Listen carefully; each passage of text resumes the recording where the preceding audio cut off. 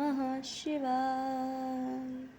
ओम नमः शिवाय। ओम नमः शिवाय। शिव महापुराण सप्तम वायव्य संहिता दूसरा अध्याय वायुदेव द्वारा संस्कार चक्र का विश्लेषण। ऋषि बोले, पाशुपत ज्ञान क्या है और शिवजी को पशुपति क्यों कहा गया तथा क्लिष्ट कर्मा श्री कृष्ण जी ने धौम्य ग्रज से कैसे पूछा। हे वायुदेव, ये सब कहिए। सूत जी बोले, ऋषियों के इस वचन को सुनकर वायुदेव ने कहना आरंभ किया। पहले श्री महेश ने मंदार पर्वत पर देवी के लिए पाशुपत ज्ञान वर्णन किया था। वही ज्ञान विश्व योनि श्री कृष्ण जी ने भी पूछा था। एक समय जब उपमन्यु जी बैठे हुए थे कि कृष्ण रूपधारी श्री विष्णु जी ने प्रणाम कर उनसे कहा, हे भगवान, जिस पाशुपत ज्ञान को शिव जी ने पार्वती जी से कहा है उसे सुनने की मेरी बड़ी इच्छा है। वह पशुपति देव कैसे हैं? जब महात्मा उपमन्यु जी ने उन्हें इस प्रकार कहा तो उपमन्यु जी बोले, आदि ब्रह्मा से लेकर स्थावरों तक सारा संसार देव शूलधारी शंकर के वश में है और वे सभी पशु हैं। उनका पति होने से वे देव पशुपति कहलाते हैं और वही मल और मायादिक पाशों से उन्हें बांधते हैं। वही भक्तों के उपास्य हैं जो उन्हें पाश मुक्त करते हैं। यह सब कुछ माया की रचना है जो 24 तत्वों में कही गई है और वही विषय कहलाते हैं जिनसे जीव पाशबंध में पड़ा रहता है। महेश्वर की प्रेरणा से प्रकृति वृद्धि उत्पन्न कर उसे तत्वों से की उत्पत्ति करा देती है। पहला अहंकार, 10 इंद्रिय, मन, सूक्ष्म कलात्मक, शब्द, स्पर्श, रूप, रस, गंध और पांचन मात्रा, ये कुल 24 तत्व शिवजी की आज्ञा से तंत्र मात्राओं में शासित हैं हुए। उनमें यथाक्रम महाभूतों की उत्पत्ति हुई और ब्रह्मा से तर्ण और देह प्रयांत देह की सुगति हो गई। महाभूतों ने ही सबको उत्पन्न किया। उसी से निश्चयात्मक बुद्धि और अहंकार निकला जिसने चित्त को चेतना और मंत्र को संकल्प युक्त करा दिया, जिससे श्रोत्र ने उत्पन्न हो शाब्दादिक को पार्थक ग्रहण किया और केवल शिवजी की आज्ञा के बल से वेगादि एवं सब कामरेंद्रियां हुई जिन्होंने अपने अपने कर्मों को ग्रहण किया तथा शब्दादिक भी ग्रहण करने लगे, वचन आदि भी होने लगे। यही सब उन्हीं शिवजी महाराज के महा आश्चर्यदायक चरित्र है जिनसे अमित कार्यों को वेदादि शास्त्रों में मैंने सुना है, वही तुम भी सुनो। जब पहले देवताओं सहित इंद्र ने असुरों को जीत कर यह विवाद किया कि हमने जीता तो उनसे उस विवाद को समाप्त करने के लिए श्रेष्ठ वेश धारी कर महेश्वर उनके मध्य में आ प्रगटे और यशराज के समान बनकर एक तृण पृथ्वी में रखकर बोले, यदि तुम इस तृण को हटा तो तुम्हें समझो कि तुमने दैत्यों को जीता है।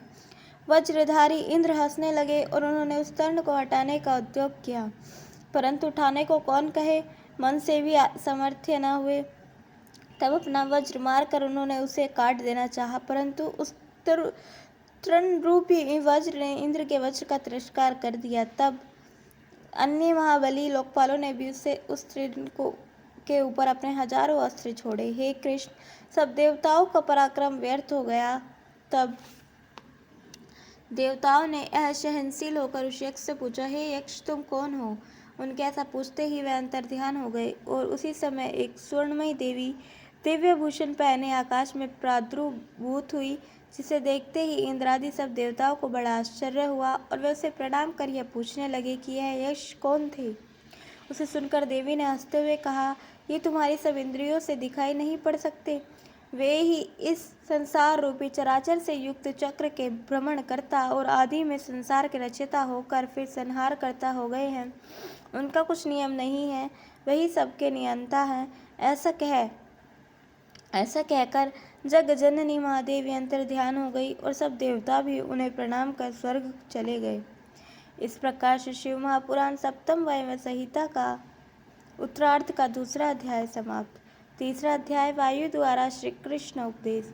उपमन्यु बोले, हे मुनि, इस प्रकार इस सारे जगत में उन्हीं परमात्मा शिव की मूर्ति व्याप्त है। सर्वत्र शिव ही अपनी मूर्तियों में अधिष्ठित है। ईशान पुरुष, घोर, वामदेव, सघोजात, यह उनकी 5 मूर्तियां हैं जिनसे जगत परिचित है। ईशान उनकी श्रेष्ठ पदवी है। वही प्रकृति होकर क्षेत्रज्ञ में स्थित जो भोक्ता कहलाती है। फिर उन्हीं मूर्तिमान स्थायियों की मूर्ति तत्पुरुष नाम वाली गुना मिश्रित हो भोग करती है तथा जिनका अव्यक्त में अधिष्ठान है, वही धर्मादि 8 अंगों में संयुक्त होकर शिवजी में बुद्धि तत्व में अत्यंत पूजित होकर अघोर मूर्ति स्थित रहती है तथा विधाता और वामदेव मूर्ति नामक अहंकार में स्थित रहने वाली है। इस प्रकार सघोजात मूर्ति भी अमृत तेजस्वी और बुद्धिमान मन में स्थित रहने वाली कही जाती है तथा जो श्रोत्र वाणी और शब्द की विभू है, जो आकाश की ईश्वरीय मूर्ति है, उसे पंडित जन ईशान कहते हैं। ऐसे ही त्वचा और पाणी स्पर्श वायु की जो ईश्वरीय मूर्ति है, उसे ईश्वर कहते हैं। और चक्षु चरण और अग्नि के रूप में शिव की अघोर मूर्ति है। ऐसे ही रचना वायु रस और जल के ईश्वरीय वामदेव नामक मूर्ति है। और जो प्राण उपस्थ गंध और पृथ्वी की अधीश्वरी है, वही सघोजात मूर्ति कहलाती है। उन देव की यही 5 मूर्तियां रत्न से कही जाने योग्य है। मंगल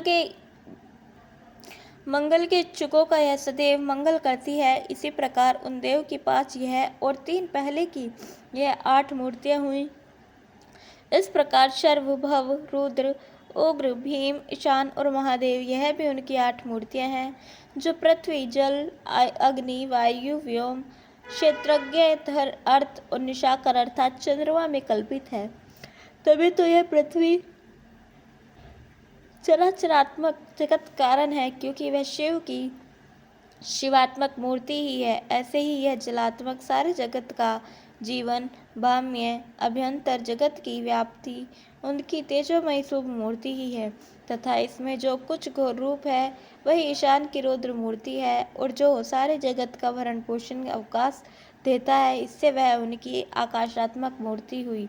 सबके अंतकरण में जो सर्वात्मा होकर स्थित है, वही क्षेत्रज्ञ मूर्ति है तथा जो सब जीवों के पास काटती है, वही शिव की पाशुपति मूर्ति कहलाती है। वही सूर्य के नाम से सारे जगत को प्रकाश देती है। और ईशान मूर्ति स्वर्ग में विचरती है। जिन चंद्रिकरणों से जगत तृप्त होता है, वह महादेव की महादेव मूर्ति कहलाती है। और इनमें जो 8वीं मूर्ति भव नाम से कही गई है, वह शिवात्मक है। सबके उपकार के कारण शिव की आराधना ही कही गई है। अतएव जगत में परम कारण रूप शिवजी का सर्वोत्तभाव से भजन करना ही योग्य है, क्योंकि वही शिवजी अपनी 8 मूर्तियों सहित सारे विश्व में प्रतिष्ठित है। इस प्रकार शिव महापुराण सप्तम वायव्य संहिता उत्तरार्ध का 3रा अध्याय समाप्त। बोलिए उमापति महादेव की जय। कल हम सुनेंगे 4था अध्याय, श्री कृष्ण जी के प्रति उपमन्यु जी का सृष्टि एवं 5वां अध्याय उपमन्यु जी द्वारा शिव सृष्टि का और विस्तार वर्णन। तब तक के लिए जुड़े रहें। हर हर महादेव।